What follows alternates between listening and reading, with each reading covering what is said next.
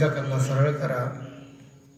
आपल्याला हात नाही, आपल्या हाताला मार लागलेला आहे किंवा हातानं काहीच करता येत नाही, ती भ्रामरी शिकवतो मी तुम्हाला. एक एक अवयव जरी नष्ट झाला तर योगाला शेवटच्या श्वासापर्यंत सोडू नका.